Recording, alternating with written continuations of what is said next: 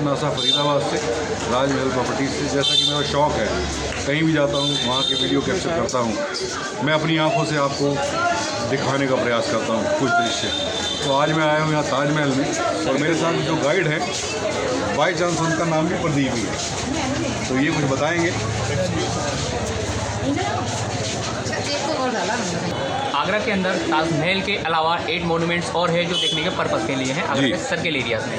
यहाँ से 4 kilometre distance पर पड़ता है Agra fort ji. Second is Fatehpur Sikri 45 kilometre distance ji. Third is Akbar का मकबरा सिकंदरा जी। फोर्थ इज अहमदुद्दौला का मकबरा calls by baby Taj Mahal ji. Fifth is Mariam का मकबरा Sikandra. Six is Mehtab Bagh is very nice view because Friday को ताजमहल क्लोज रहता है। जो पर्सन नहीं देख पाते हैं किसी वजह से, तो बैक साइड से ताजमहल को देखने के लिए जाते हैं। और मोस्टली आगरा के अंदर शूटिंग्स भी होती है इसी पॉइंट्स पर होती है जी। रामबाग एंड लास्ट इज चीनी का रोजा। तो 8 मॉन्यूमेंट्स अदर हैं आगरा के सर्किल एरिया में घूमने के पर्पस के ताजमहल के। तो अभी आप हमारे को कौन कौन से मॉन्यूमेंट दिखाएंगे अभी ताजमहल आपको के? ताजमहल के बारे में बताएंगे, ठीक है। बाकी आगरा के सर्किल एरियाज में ये 8 बिल्डिंग्स और हैं जो मैंने आपको बताया। जी सर, ठीक है। ये है भव्य एंट्रेंस, इतना बड़ा दरवाज़ा। तो welcome to the Taj, myself is Pradeep Kumar. Okay now अभी हम जिस गेट से अंदर आए हैं जी। वो है ईस्ट गेट। उस गेट को बोला जाता है वीआईपी गेट, क्योंकि जितने भी बिग साइज के होटल हैं, रेस्टोरेंट हैं, लग्जरीज हैं, मोस्टली इसी गेट के पास हैं। तो जितना भी वीआईपी सेलिब्रिटी ताजमहल को देखने के लिए आता है, जिस गेट से आपने एंट्रेंस किया वो east gate. Okay. Opposite is a west gate calls by local public gate. Mostly local public उसी गेट के अंदर से आती है। ओके। बैक साइड में एक और आप गेट देख रहे होंगे जहाँ स्टेप लगी हुई है जी। South gate. इस गेट को बोलते हैं लेबर्स कॉलोनी गेट। ताजमहल के अंदर जो वर्कर काम करते थे मोस्टली घर उनका उसी साइड में था। अब सुरक्षा एजेंसी को देखते हुए उसकी एंट्री क्लोज कर दी गई है। सिर्फ वो एग्जिट के लिए रखा गया है। तो 2 ही गेटों से एंट्री, जिस गेट से आपने एंट्रेंस किया ईस्ट गेट और opposite is west gate. Okay. Exit आप किसी भी गेट से कर सकते हैं। तो ये मेरा परम सौभाग्य कहेंगे इसको, तो कि मैं जो है बाई चांस लकीली जो है वीआईपी गेट से एंटर किया हूँ। Exactly sir. जी जी जी। अभी आप जिस जगह पर खड़े हुए हैं इस एरिया को बोला जाता है 4 court yard. Okay. 4 court yard इसलिए बोला जाता है क्योंकि 4 गेट्स हैं, 4 गार्डन्स हैं। 2 garden this side as the same is the 2 garden the other sides. Okay. Now 4 gate, जिस गेट से आप अंदर आए east, opposite of west, left hand and south end Taj Mahal main entrance gate is the royal gate. Royal gate में शाही दरबार। जी जी। के समय पर जब भी कोई रॉयल आता था ताजमहल को देखने के लिए इसी गेट के अंदर से एंट्रेंस करता था। गेट की स्पेशलिटी देखेंगे, हाँ। गेट के ऊपर आपको फ्लावर्स एंड लीफ नजर आ रहा होगा चारों साइड में। जी। देखने में कलर पेंटिंग्स लगता है, लेकिन जितना भी वर्क देख रहे हैं सारा का सारा स्टोन से, is not colour, is not paintings. Okay. ठीक ऐसे ही व्हाइट बॉर्डर्स के अंदर जो ब्लैक लेटर्स हैं ये कुरान की आयतें लिखी गई हैं, जो कि लैंग्वेज है Arabic language. Black stone is onyx stone from Belgium. छोटे से डोम देखेंगे आप सफ़ेद कलर के सेंटर ऑफ पॉइंट पर। जी। काउंट्स करेंगे टोटल ये बैठेंगे 11 फ्रंट में है, 11 ठीक इसकी बिहाइंड्स में है। टोटल वो हो जाते हैं 22। ताजमहल जो कंप्लीट हुआ है वो हुआ है 22 ईयर्स में। ओके।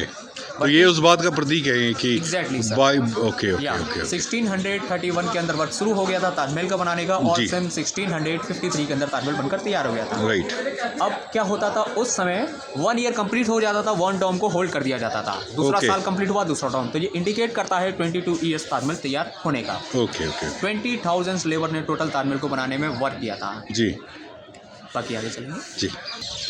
कितना बेहद खूबसूरत सा दृश्य है, ताजमहल की झलक पा रहे हैं यहाँ से हम। ये है ताजमहल का सेंटर पॉइंट, जहाँ जिस पट्टी पे मैं खड़ा हूँ ये आप देख पा रहे हैं। जी।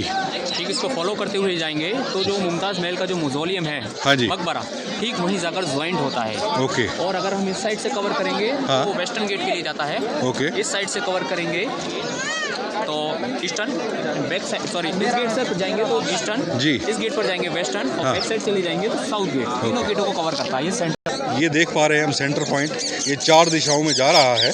एक तो ताजमहल के अंदर, और एक राइट साइड में वीआईपी गेट की तरफ, लेफ्ट साइड में कॉमन गेट की तरफ, और जो बिल्कुल सीधे मेरे बैक साइड में जो है ये एक जो यहाँ वर्कर्स जो काम करते हैं उनके लिए बनाया गया था गेट। जी आगे चलते हैं हम। बेहद भव्य एंट्री, वाह वाह ताज वाह। जैसे जैसे अंदर कदम बढ़ रहे हैं ताजमहल की दृश्यता भी बढ़ती चली जा रही है। बस एक ही शब्द निकलता है, वाह वाह वाह।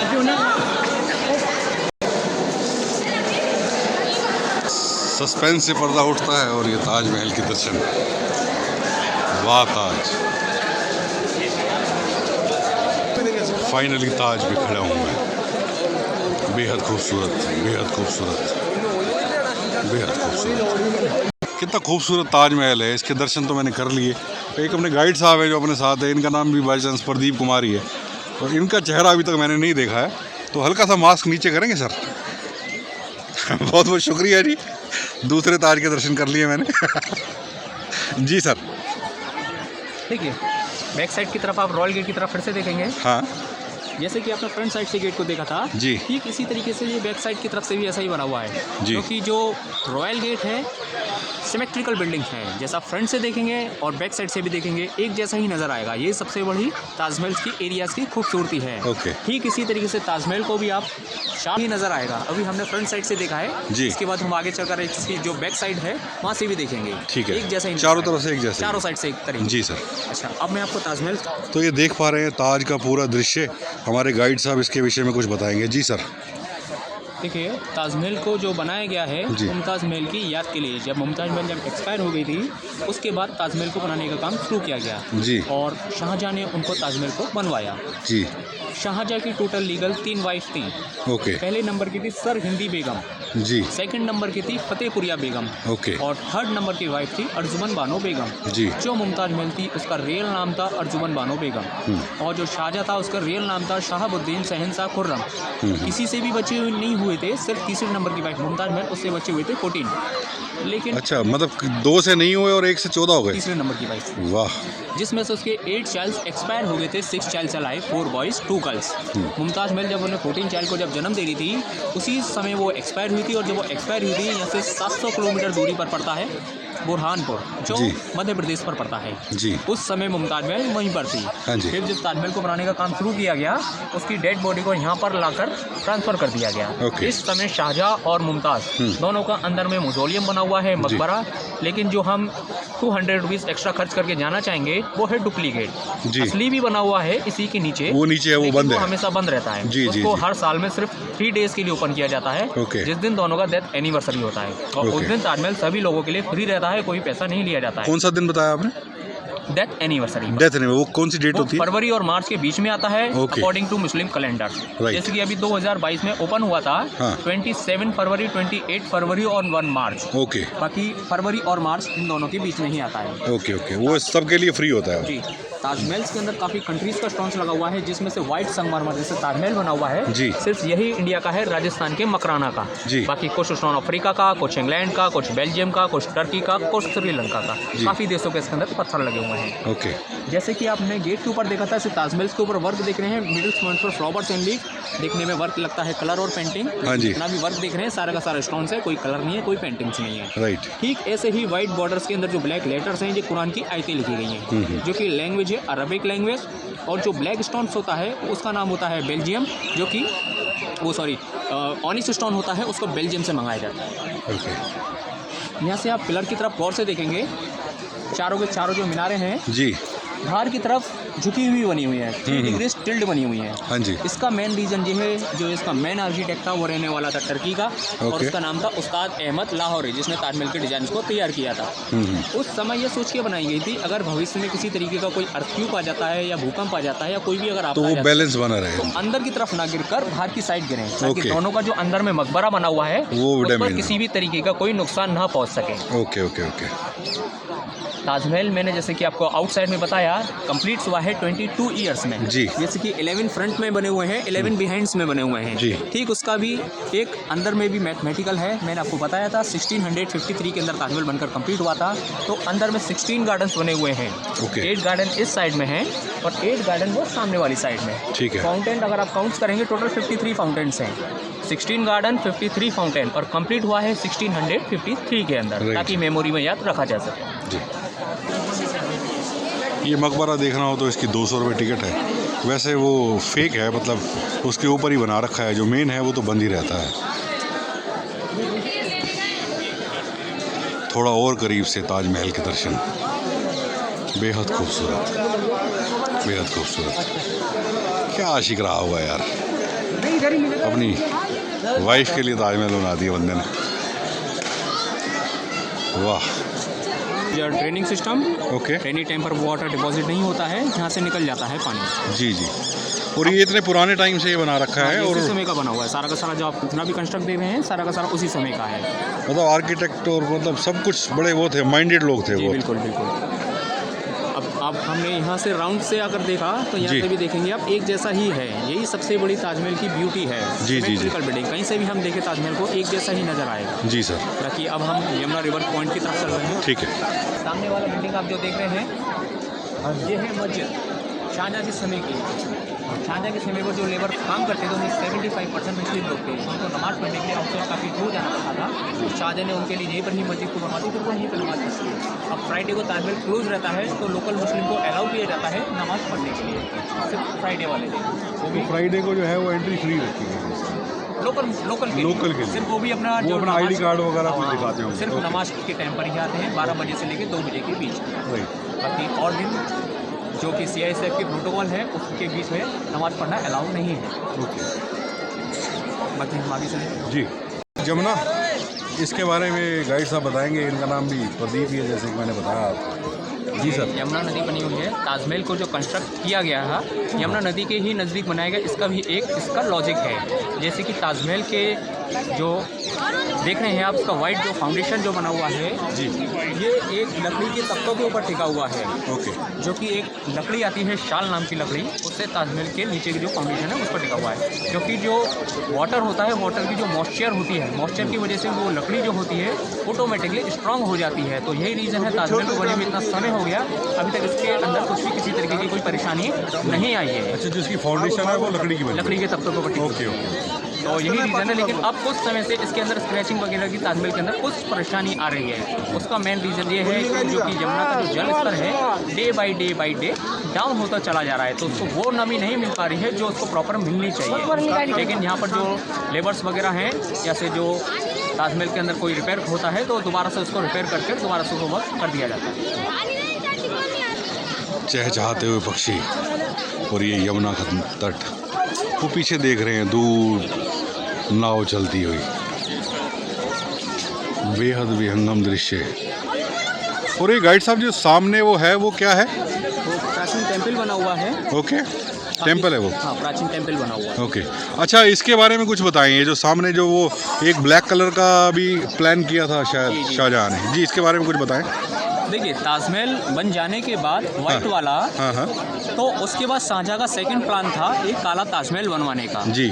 उसका मेन कारण ये था, जैसे कि जो शाहजहाँ थे, जब मुमताज़ महल जब एक्सपायर हुई थी तो शाहजहाँ उनके मरने के बाद काफ़ी दुखी हो गए थे। जी। वो चाहते थे उनकी जो यादें हैं उनके साथ हमेशा हमेशा जुड़े रह सकें परछाई की तरीके से। ओके। परछाई का कलर आपको पता है काला होता है। इसी वजह से वो काला ताजमहल बनवाना चाहते थे। वो उनकी जो इच्छा थी वो ये थी कि जब शाहजहाँ खुद एक्सपायर हो जाएं जी, तो एक काला ताजमहल बनकर तैयार हो, उसमें उनके मकबरे को रखा जाए। तो ये फाउंडेशन वगैरह सब कुछ बनी हुई है। जी जी। बेस तैयार है, ये बीच में काम छोड़ दिया गया। लेकिन उनकी जो इच्छा थी वो पूरी नहीं हो पाई, और ना होने का खुद ही उनका बेटा कारण बना औरंगजेब। ओके। जो कि तीसरे नंबर का बेटा था, जी। जो कि ताजमहल बनकर तैयार हुआ था वाइट वाला, उसमें काफ़ी लागत लगी थी। तो जो औरंगजेब थे उन्होंने सोचा ऑलरेडी शाहजहाँ ने इतना पैसा इसमें लगा दिया है सफ़ेद कंस्ट्रक्शन में, तो अब एक काला ताजमहल और बनेगा तो उसमें और ज़्यादा ऑफ मनी है। इसी वजह से उसने अपने पिता शाहजहाँ को कैप्चर किया आगरा फोर्ट्स के अंदर। वो अभी खैर धुंध है तो वहाँ से इतना क्लियर दिख नहीं पा रहा है। जी, आगरा फोर्ट्स के अंदर कैप्चर कर लिया और काम को वो डिस्ट्रॉय करवा दिया। काम ऑल्सो शुरू भी हो चुका था। जी जी। स्मॉल डोम देखेंगे आप, उसका एक पार्ट्स बताया है वो जी, काले ताजमहल का। हाँ। और जो फाउंडेशन है, जो सेंटर ऑफ पॉइंट पर कुछ लोग नजर आ रहे होंगे आपको खड़े हो गए हैं, जी जी जी, वो फाउंडेशन है, ब्लैक फाउंडेशन। जी सर। ठीक उसी की बैक साइड में कुछ मेंबर्स और नजर आएंगे आपको, क्योंकि मैंने आपको मेहता बाग के बारे में बताया था। क्योंकि फ्राइडे को ताजमहल जबकि क्लोज रहता है, जो कोई किसी वजह से नहीं देख पाते हैं, तो वो ताजमहल को बैक साइड से ताजमहल को देखने के लिए आ जाते हैं, ताकि वो अपनी जो इच्छा है उसको पूरी करके जा सके। ओके। मेहता बाग। और मोस्टली आगरा के अंदर शूटिंग्स भी होती है, वो भी वहीं पर ही होती है। ठीक है। जैसे कि जो रियल मुसोलियम का जो वे है उधर बैक साइड से निकल के आता है। ये अभी भी जो है प्राचीन काल के उस समय के जो दरवाजे बने हुए हैं, अभी ये लॉक कर रखे हैं, पर ये अभी वर्किंग में है। ये थोड़ा करीब से मैं और दिखाने का प्रयास कर रहा हूँ आपको। गेस्ट हाउस बना हुआ है ये। ओके। मेहमान खाना। ये अभी वर्किंग है।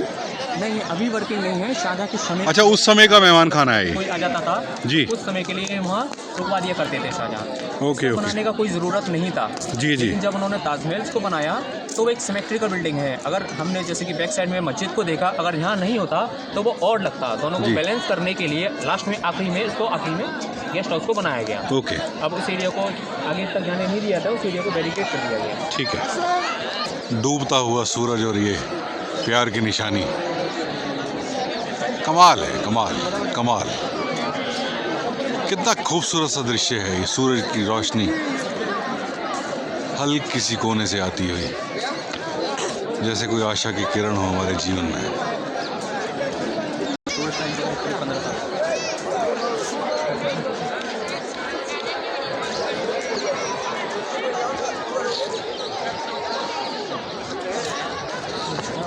ये चारों तरफ का दृश्य कुछ इस प्रकार दिखता है। और जो सबसे सुंदर लगा ना मुझे, ये सनसेट का जो सीन है, ये सबसे प्यारा लग रहा है।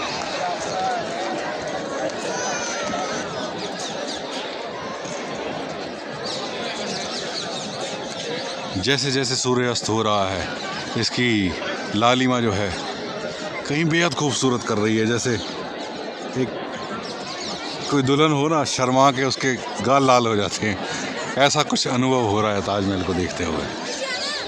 कहीं ये लालिमा सी छा गई है। ये कुछ नए स्टोन्स को जो है कंस्ट्रक्ट किया गया है। आर्कियोलॉजिकल सर्वे ऑफ इंडिया के द्वारा कराया गया है। जी जी। जो कि जो लेबर्स हैं उनको हायर कर यहाँ पर वर्क कराया जाता है। ओके, ये रिपेयर वर्क चलता रहता है जैसे। ठीक है। किसी भी समय पर आए, कभी भी कोई भी समय पर आएंगे, कोई ना कोई आपको वर्क करता हुआ ओके दिखाई देगा। ठीक है। हर एंगल से अच्छा लग रहा है, हर एंगल से अच्छा लग रहा है। कमाल कमाल।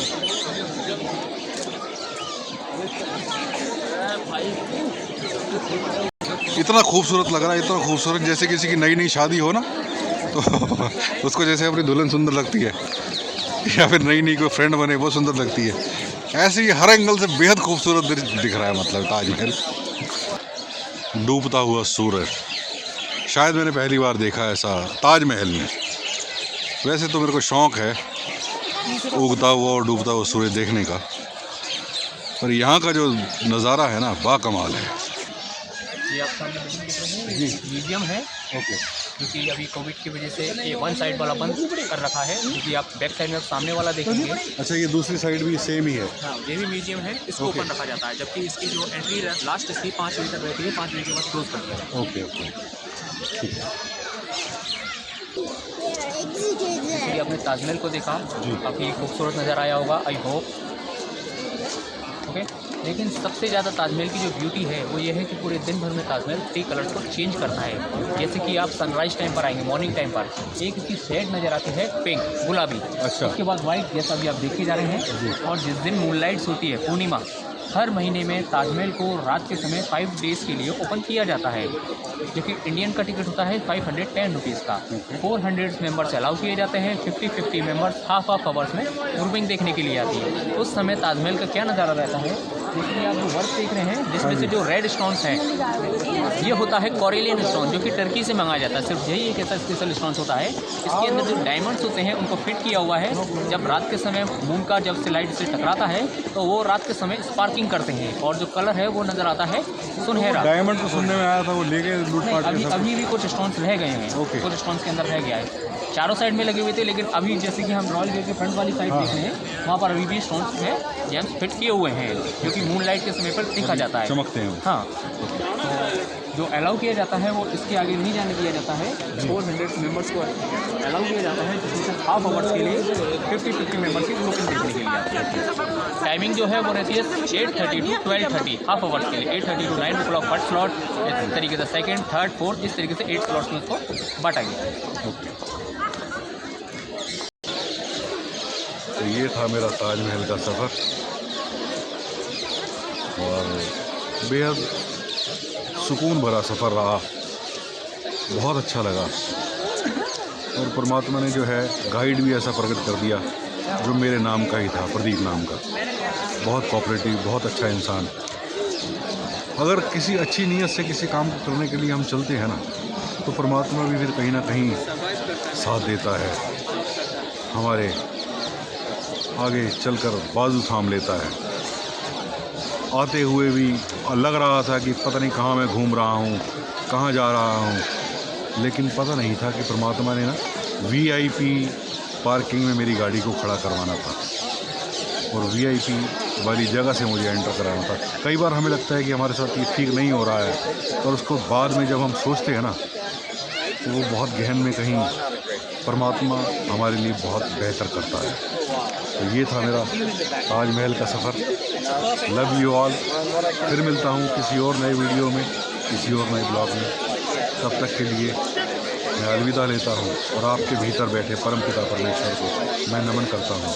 मेरा नमन स्वीकार। स्वस्थ रहें, मस्त रहें, खुश रहें, बस यही कामना, यही काम। चलते चलते इस ताज से भी विदा लेने का समय आ गया है, तो चलते हैं फिर किसी और नए सफ़र पर, किसी और नई मंजिल पर। फिर मिलेंगे बहुत जल्दी।